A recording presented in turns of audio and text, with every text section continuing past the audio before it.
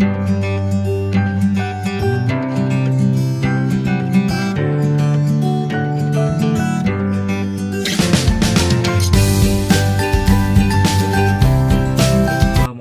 warahmatullahi wabarakatuh. Kami dari kelompok 7 dalam mata kuliah multikulturalisme ini akan menjelaskan terkait tipe-tipe masyarakat dalam konteks solidaritas mekanik dan organik. Nah, pada materi yang pertama ini akan dijelaskan oleh saya, yaitu terkait dengan pengertian dari solidaritas sosial. Nah, pengertian solidaritas sosial ini adalah perasaan emosional dan moral yang terbentuk pada hubungan antara individu ataupun kelompok.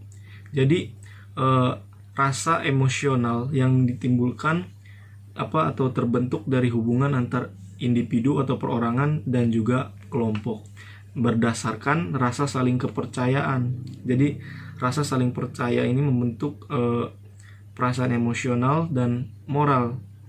Kemudian kesamaan tujuan dan cita-cita, adanya kesetiakawanan dan rasa sepenanggungan. Nah, itu merupakan pengertian dari solidaritas sosial. Kemudian, adapun definisi dari para ahli terkait dengan pengertian solidaritas ini, menurut Robert M.Z. Lawang pada tahun 1985, solidaritas dalam proses sosial tetap bermuara pada kesatuan pertemanan, saling percaya yang muncul akibat dari tanggung jawab ataupun keinginan untuk bersama di antara para anggota masyarakat atau kelompok. Kemudian dari Surjono Sukanto pada tahun 1987, solidaritas sosial ialah suatu ketertarikan antar individu akan suatu kelompok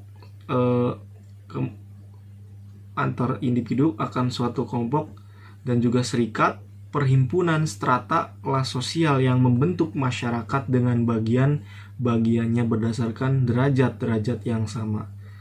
Kemudian menurut Emil Durkheim pada tahun 1858, solidaritas merupakan suatu keadaan hubungan antar individu dan kelompok yang didasarkan pada perasaan moral dan kepercayaan yang dianut bersama dan diperkuat oleh pengalaman emosional secara bersama. Nah, itu merupakan definisi dari para ahli terkait dengan solidaritas.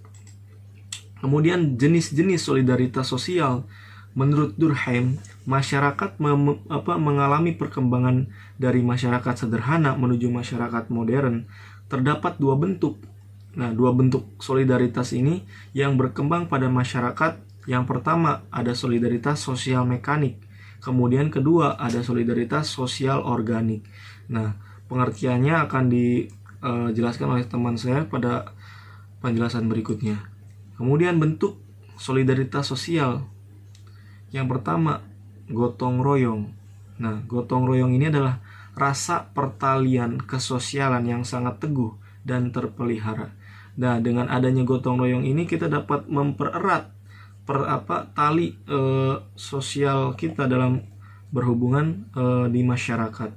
Kemudian kedua, kerjasama. Kerjasama ini merupakan penggabungan antara individu dengan individu yang lain ataupun kelompok yang satu dengan kelompok yang lain sehingga bisa mewujudkan suatu hasil dapat dinikmati bersama-sama. Nah, bentuk dan wujud solidaritas sosial yang ada dalam masyarakat ini sangat beragam berdasarkan pada kerja kolektif dan hubungan antara individu atau kelompok yang terjalin. Kemudian, syarat terbentuknya solidaritas sosial. Yang pertama, penegasan kelompok.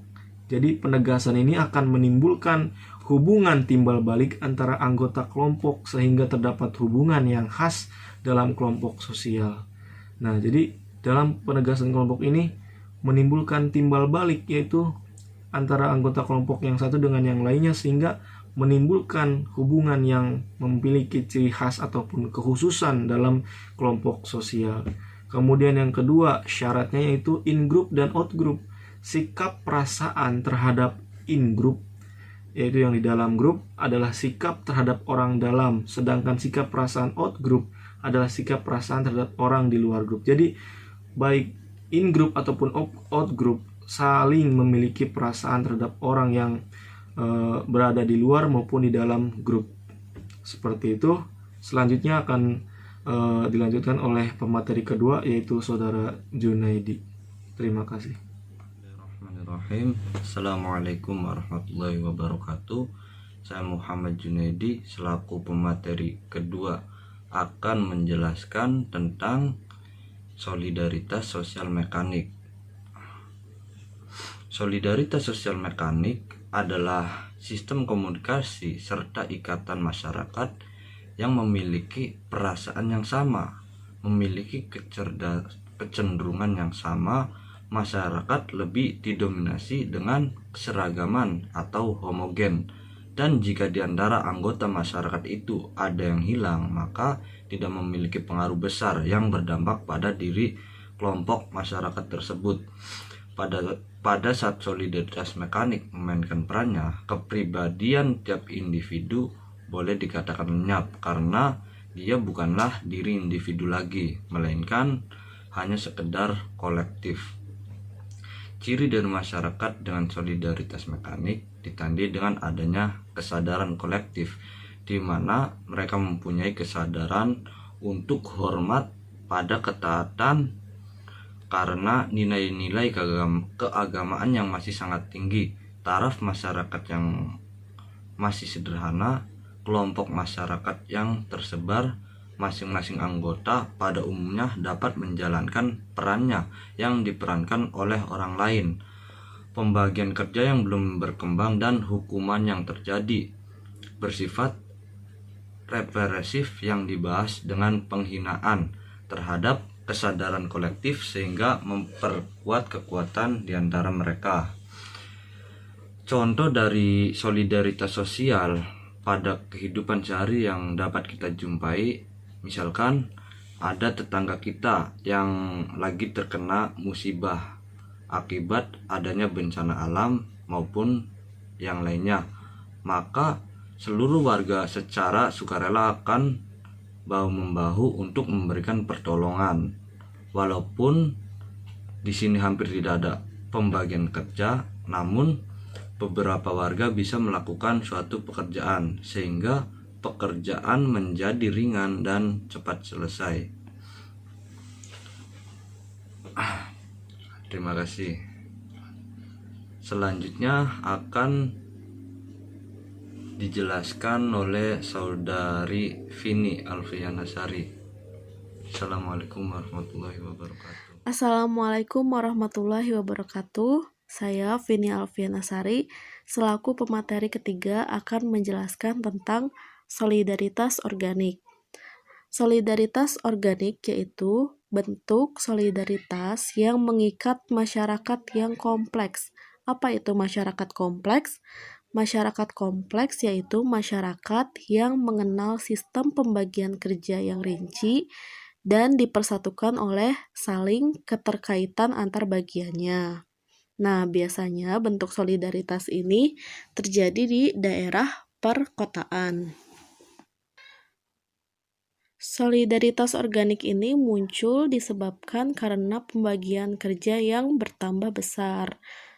Contohnya di sebuah perusahaan, ada ketua yang bertanggung jawab atas seluruh perusahaan. Kemudian ada sekretaris yang mengatur masuknya surat masuk dan keluar.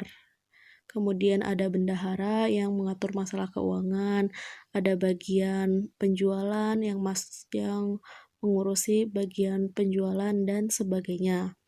Semua bagiannya itu saling keterkaitan, tidak bisa dipisahkan satu sama lain. Nah, adapun hukum yang berlaku pada solidaritas organik yaitu hukum restitutif atau hukum saling menggantikan. Oke, teman-teman, mungkin itu saja yang dapat saya sampaikan. Kurang lebihnya mohon maaf. Terima kasih. Wassalamualaikum warahmatullahi wabarakatuh.